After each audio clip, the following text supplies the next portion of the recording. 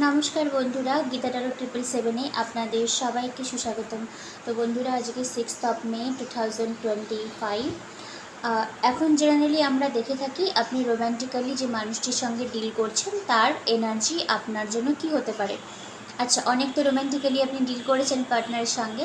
আজকে খানিকটা পোর্শন না আপনার এনার্জিটাও তুলবো, যে ইন ফিউচার আপনার কি পরিকল্পনা, আপনি কি আদৌ এই মানুষটির সঙ্গে থাকবেন কি থাকবেন না। যদিও গতকালের রিডিংয়ে এরকম একটা মানে এসছিল কার্ডের ভাইব্রেশন, যে নতুন কেউ আপনার লাইফে হয়তো আসতে পারে। তো আমি দেখব ডিভাইন আপনাকে কি গাইডলাইন দিচ্ছে, একটু বলতে পারেন লাভের বাইরে গিয়েও, ঠিক আছে। তাই প্রথমে কুইকলি দেখব যে ওনার এনার্জি আপনার জন্য কি হতে চলেছে আজকের দিনে।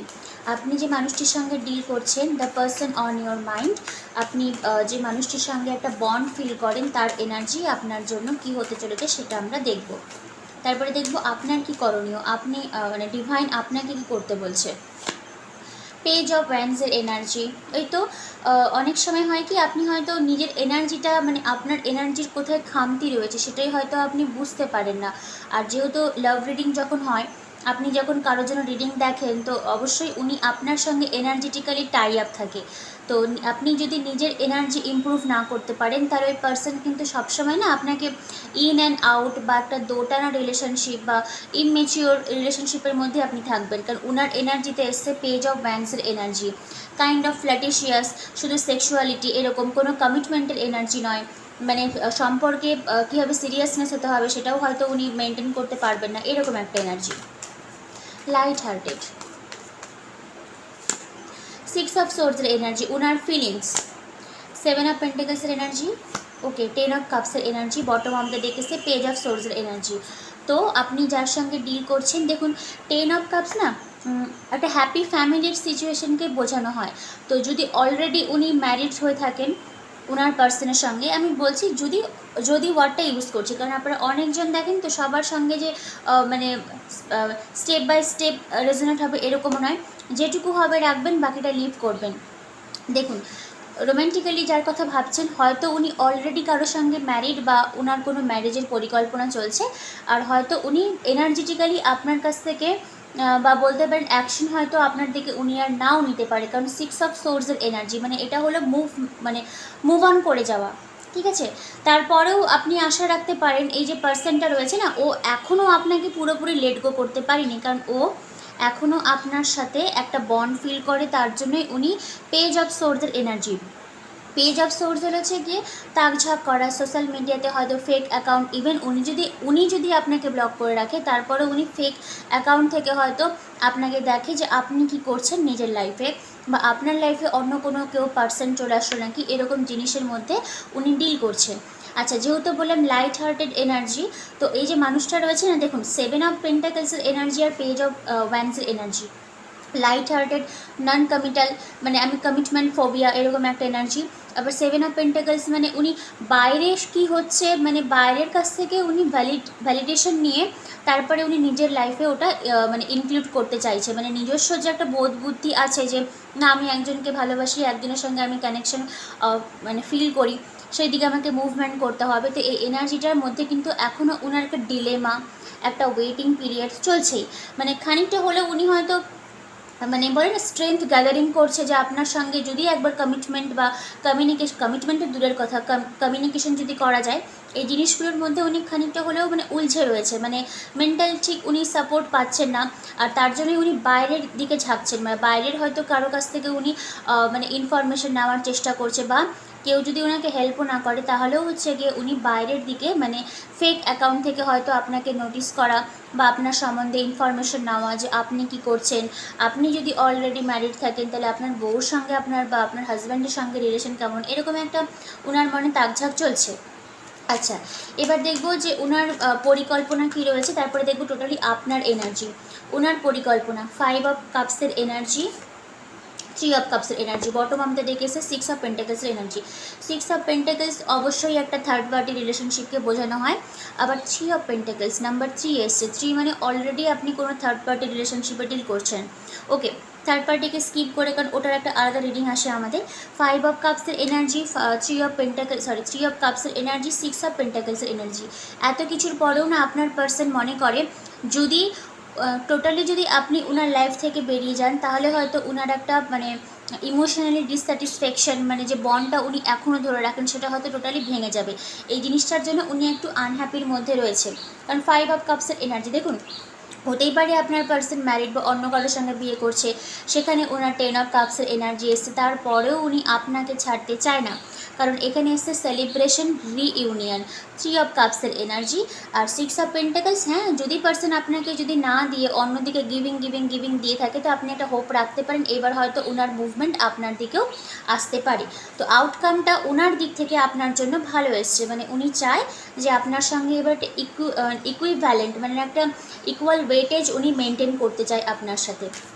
আচ্ছা, নেক্সট দেখবো যে এবার কার্ড আপনাকে কি অ্যাডভাইস দিচ্ছে, আপনার কি করণীয় রিগার্ডিং এই সম্পর্কের মধ্যে। কারণ আপনারা অনেকেই হয়তো ডিট্যাচমেন্ট বা থার্ড পার্টি রিলেশনশিপে ডিল করছেন। কিং অফ পেন্টাকলসের এনার্জি, 2 অফ সোর্সের এনার্জি, 9 অফ পেন্টাকলসের এনার্জি, 9 অফ সোর্সের energy, bottom of the day এসছে হ্যাংম্যানের এনার্জি। কার্ড আপনাকে অ্যাডভাইস দিচ্ছে আপনার যদি এই সম্পর্ক থেকে মানসিক একটা টার্বুলেন্স বা মানসিক একটা ট্রাবল আপনার যদি আসে বা আপনার যদি মনে হয় যে আমি কোনো ক্ল্যারিটি পাচ্ছি না, কারণ আপনার এনার্জিতে এসছে 2 অফ সোর্সের energy, kind of blind folded, মানে না আর হয়তো কিছু করার উপায় নেই। তারপরেও কার্ড আপনাকে বলছে আপনি ডিমোটিভেট হবেন না, আপনার মধ্যে একটা বলে না যে এনার্জেটিক একটা পাওয়ার, ওই জিনিসটা আপনি নিজের মধ্যে নিয়ে আসুন।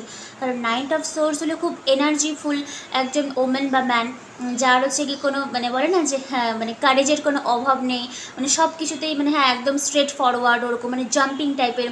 আর যদি আপনার একটু ইদানিং যদি একটু লেথার্জিক মনে হয় বা প্রোক্রাস্টিনেশন মানে অলসতা যদি আপনার মনে হয়, তাহলে আপনি কি করবেন, একটু বডি মুভমেন্ট করুন। কারণ আপনার এনার্জিতে এসছে 9 অফ সোর্স, মানে আপনাকে ডিভাইন বলছে আপনি অ্যাক্টিভ থাকুন, ঠিক আছে, নিজেকে ডিমোটিভেট বা নিজের এনার্জিকে আপনি নিচে নামতে দিবেন না। ওকে, 9 অফ পেন্টাকলসের এনার্জি, কিং অফ পেন্টাকলসের এনার্জি।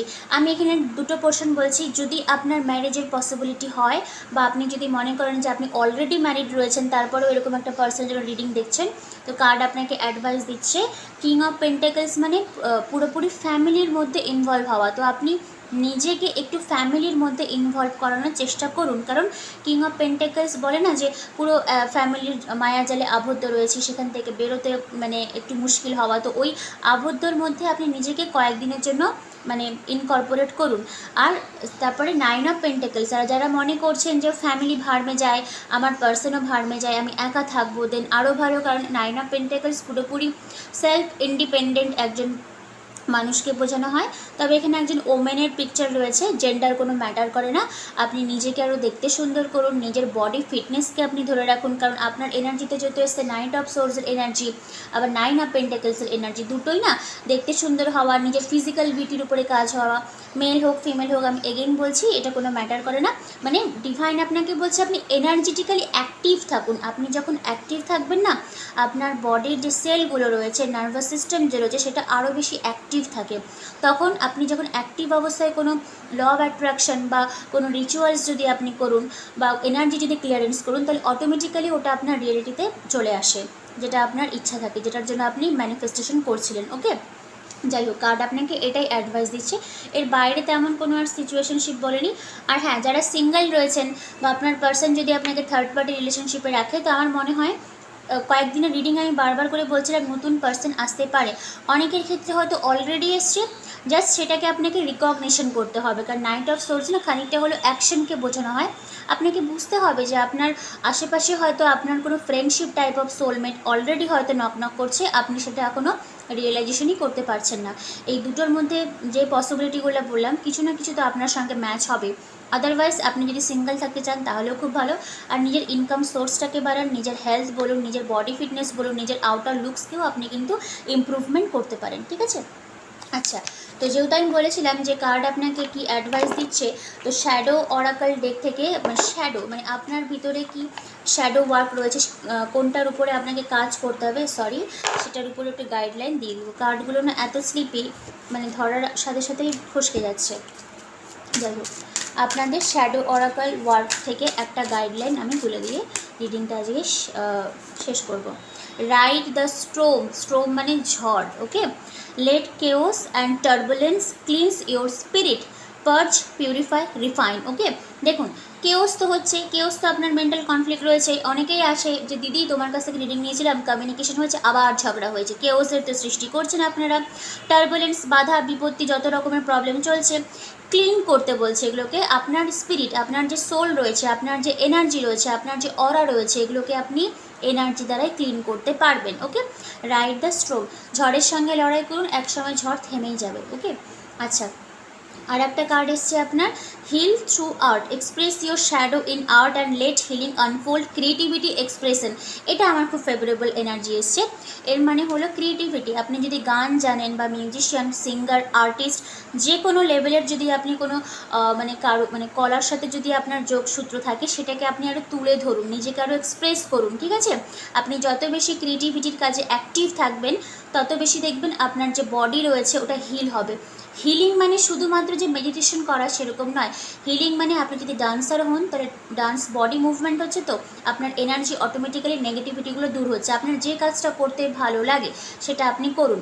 ওকে, অনেক দিদিরাই আসে রিডিং নিতে, আমি দেখি যে বিউটিশিয়ান, তারপরে হাতের কারুকার্য জানে, মানে গয়নার বাক্স বানায়, তাদেরকেও বলছি আপনি তো অলরেডি আমার কাছে রিডিং নিয়ে গেছেন, এরকম টাইপের দাদা দিদিরা, ক্রিয়েটিভিটির সঙ্গে যুক্ত হন, দেখবেন আপনার মাইন্ড অনেক ফ্রেশ থাকবে। ঠিক আছে, এনার্জিটা অনেকটাই রিমুভ হবে। আর তারপরে হোপোনোপোনো তো রয়েছে। তো রিডিং কেমন লাগলো, কেমন গাইডলাইন আসলো, ডিভাইন যেটা দিয়েছে আমার হাতে এসছে সেটাই আমি প্রোভাইড করার চেষ্টা করলাম। আর এর বাইরেও যদি আপনি পার্সোনাল রিডিং দিতে চান, দেন ডেফিনেটলি আমার সঙ্গে যোগাযোগ করবেন। আর ট্যারো যদি আপনি শিখতে চান, ট্যারোকে যদি আপনি অ্যাজ এ ক্যারিয়ার হিসেবে বিল্ড আপ করতে চান, তাহলেও যোগাযোগ করতে পারেন। আর সর্বোপরি এনার্জি হিলিং ক্লাস যদি আপনি জয়েন করতে চান, আপনাকে শেখানো হবে আপনি লো থেকে হাই ফ্রিকোয়েন্সি কীভাবে মেনটেন করবেন। ঠিক আছে, আর মিরর এক্সারসাইজ এখানে শেখানো হবে, ইএফটি ট্যাপিং শেখানো হবে, আর কনভারসেশনাল হোপোনোপোনো, যেটা আমরা হোপোনোপোনো করি সেটা বেসিক লেভেলে, তার বাইরে গিয়েও আপনাকে শেখানো হবে। ইন ফিউচার আপনি বাড়িতে বসে সেটা করতে পারেন।